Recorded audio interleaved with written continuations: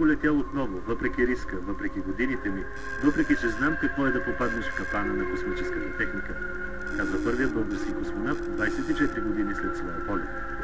Годината е 1978. Започва подготовката за четвъртия международен полет по програмата Интеркосмос. В него участват командира на кораба Николай Рукавишников и българина Георги Иванов. Кодовото им название е Сатурните, а корабът, с който предстои да излетят, е Съюз 33. Задачата предвижда скачване с станция Салют 6, където ги очакват други двама космонавти – Валерий Рюмин и Владимир Ляхов. Трябва да се достави нова апаратура, да се извършат 27 експеримента и изследвания, нужди за развитието на космическата наука. Както при всеки полет, при подготовката е ангажирана техническата мисъл на много учени. Но космонавтите са тези, чието имена остават за историята. Какво ли е изпитвал в миговете преди старта първият български космонавт? Радост? Гордост? Или е бил просто щастлив? Предстояло му е да излети като почти непознат български летец, който ще се завърне герой, извършил истински подвиг, и който ще остане в историята на страната си като първият български космонавт.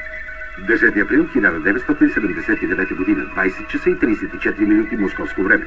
На космодрума Байконур духа силен вятър, разразява се пясъчна буря. Въпреки неблагоприятните условия, Съюз 33 излита нормално.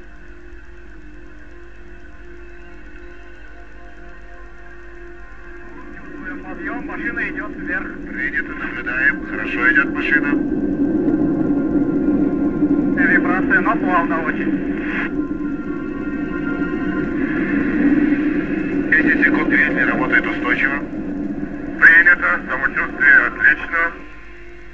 На втория ден Рукавишников и Иванов се доближават до станцията на разстояние подходящо за подготовка на скачване.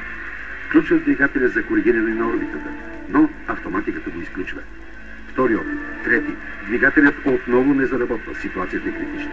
Цели 12 часа двамата космонавти са в орбита, извършвайки всичко необходимо, за да се осъществи скачването.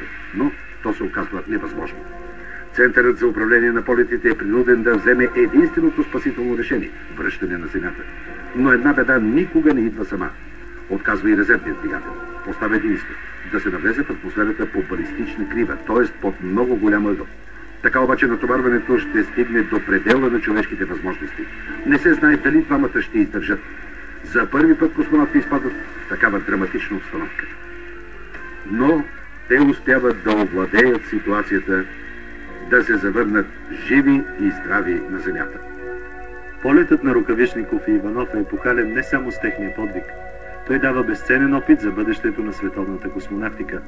А България ще го помни най-вече с това, че стана шестата страна на планетата, изпратила свой космонавт. До непаметен 10 април биографичната справка на първия български космонавт е кратка. Роден на 2 юли 1940 в Ловеч. През 1964 завърша Висшето военновъздушно училище Георги Бенковски в Долна Митрополия. Летец първи клас. От 1978 е в Центъра за подготовка на космонавти Юрий Гагарин край Москва. А след това родината го посреща с обич и възторг. Получава високи правителствени отличия и името му се знае от всеки българин.